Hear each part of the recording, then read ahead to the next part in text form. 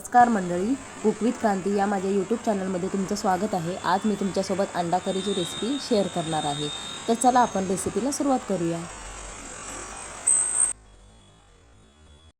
4 अंड्यांचा रस्सा आज मी तुम्हाला दाखवणार आहे। त्यासाठी मी थोडे तीळ घेतलेले आहेत, थोडा कांदा 2 कांदे कट करून घेतलेले आहेत, थोडीशी दालचिनी घेतलेली आहे, 2-3 पाकळ्या बदाम फुलाचे घेतलेले आहेत, 4 लवंगा घेतलेल्या आहेत, इथे थोडंसं खोबरं घेतलंय आणि थोडा लसूण घेतलेला आहे।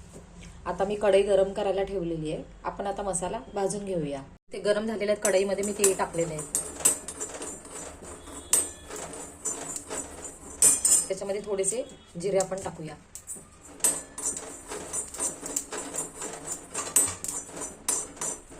त्याच्यामध्ये हा गरम मसाला आपण ऍड करूया।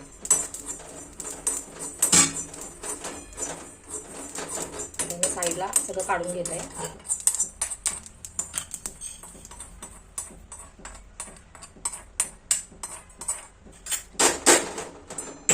आपण कढईमध्ये तेल टाकून घेऊन कांदा आणि खोबरं भाजून घेऊया।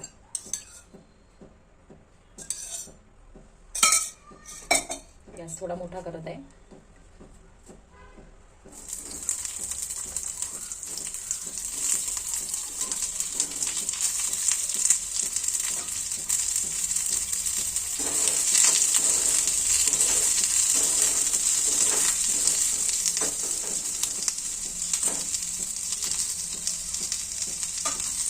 त्याच्यामध्ये मी खोबरं पण टाकलेलं आहे। आता हे चांगलं भाजत आहे।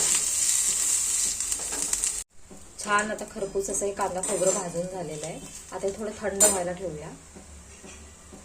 हे असं आता माझं वाटण झालेलं आहे आणि मी कढई गॅसवर गरम करायला ठेवली आहे। कढई आता तापलेली आहे। आपण ह्याच्यामध्ये तेल टाकून घेऊया।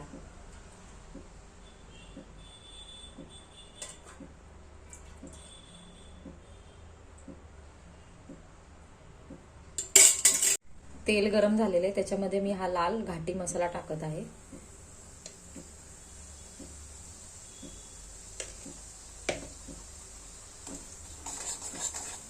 तेलामध्ये थोडा गरम मसाला भाजला म्हणजे तेलामध्ये गरम मसाला भाजला म्हणजे कलर छान येतो कढीला। आणि आता आपण वाटण टाकून घेत आहे मी त्याच्यामध्ये।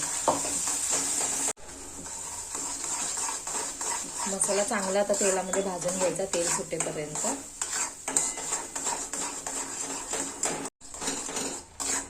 मसाल्याला आता कढईने तेल सुटायला चालू झालेलं आहे।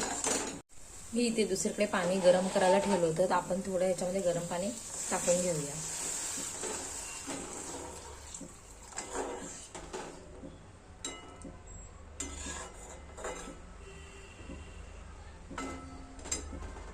हा रस्सा मी उकळायला ठेवलेला आहे। 5-6 मिनिटं उकळल्यानंतर आपण ह्याच्यामध्ये अंडी टाकणार आहोत आणि ह्याच्यामध्ये जे तुकडे वाटले गेले नव्हते ते मी आता साईडला काढलेले आहेत आणि ते वाटून परत ह्याच्यात टाकणार आहे। 7 मिनिटं झाली, रस्सा उकळायला लागलाय। त्याच्यामध्ये मी मीठ पण टाकलेलं आहे, तुम्ही तुमच्या आवडीने मीठ टाकू शकता। आपण आता त्याच्यामध्ये अंडी थोडेसे असे कट लावून सोडून घेऊया।